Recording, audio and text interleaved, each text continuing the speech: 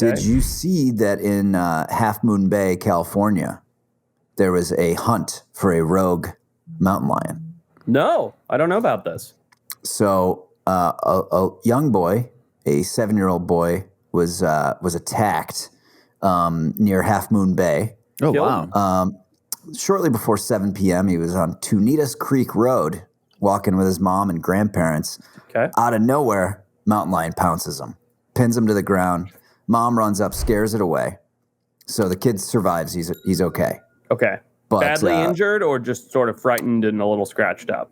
Let's see. He was not bitten. He got his face scratched and had a fractured bone near his eye. It's pretty rad. So that's not great. No. You'll remember that. Yeah. Oh, yeah. You got a cool story for the rest of your life now.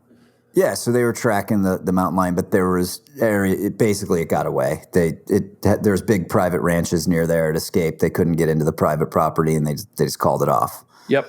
But I was interested, right? So it said there have been, how many confirmed mountain lion attacks do you think there's been in the last 100 years in California? In California, last 100 years, 14 mountain lion attacks. I mean, I'm just going to agree with that. Sounds about right. No, come on, I'm making it up. You got to take a stab at it. All right, well, I'm going to go 19. Boom.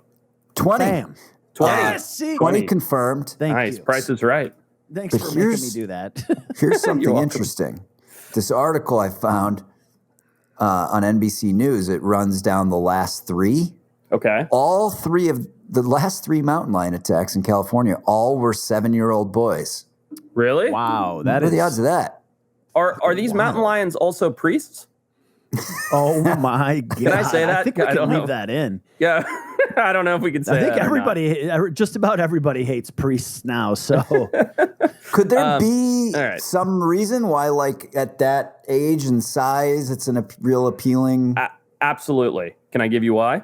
Yeah. Definitely. 7 years old, you're independent enough that you can run away from mom and dad without the helicopter parenting, right? And I don't mean like, your parents are there, but you're running 100 yards up the trail by yourself and back. And you're the perfect size for a mountain lion to say this is easy prey. Now, what I can only imagine is happening for, you said the last 3, 4? The last 3 were all The last 7-year-old 3? boys, weirdly. And I think it's a coincidence because, I'm sure the mountain lion doesn't care if they're 6 or 9, you know what I mean? But like, I'm sure that age range and that size, boys are more rambunctious, typically. They're willing to run further away and be more, assertive, and they're dumber, quite frankly. Yeah, Take it from me with a small son. And they're, and so they're willing to go out and run away from mom and run away from dad and go and play on their own and be more rambunctious. They're idiots, so they're not looking around. And what I'm guessing is happening, I think the age 7 specifically is a coincidence, but the fact that it's young boys in that size, I don't think is a coincidence. These mountain lions are probably stalking the family or the group, loosely, not like I'm like full on in predator mode, but like keeping an eye, watching through the bushes, looking for an opportunity. Sure enough, Jimmy goes trotting up the trail or runs back behind a bush to go pee-pee, and the mountain lion goes, this is it.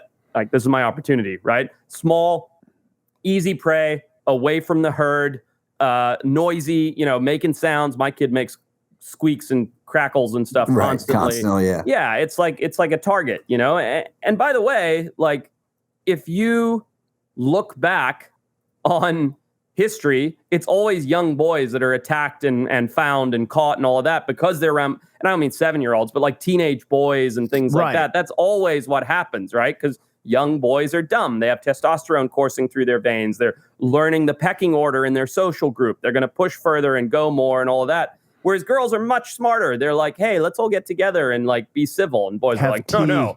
Yeah. So perfect example of that is kind of it. What is it? Nutty Putty Cave. Have you guys heard that story where that kid got stuck upside down, dude? It's the most frightening story in the world. He was in his 20s. No, he was in his 20s. Yeah, it was his bachelor party. Yeah. Okay. Crazy. And he goes into this infamously hard, challenging cave to go spelunking. Love that word. And dude, he gets caught upside down in this very tight thing, and this like right at the end, and they can't get him out. Like his legs are upside down, And they did a huge effort too. They went in there, they made this whole pulley system, took hours and hours. Meanwhile, the blood's going into his head. He's slowly dying. He's slowly, and it's so very fucking painful, by the way. Oh like, to my have God. blood pooling in your cranium. That's very painful. So get this. So they create this whole pulley system, and it'll work. It's gonna work. And then the fucking rope snaps, or like something comes off, and then it's called Nutty Putty Cave because the surface of the cave looks like putty, and it's this very soft material. So that the pulley system that they were anchoring in kept yanking out. It couldn't, as soon as they started pulling, it would yank out of the soft surface of the cave. Mm-hmm. It's gnarly. If you want to if you want to freak out and become claustrophobic, watch the YouTube. There's it's like a short film on it. It's unfortunate that such a whimsically named cave has such a dark, Nutty Putty Cave sounds like a wonderful place for a picnic.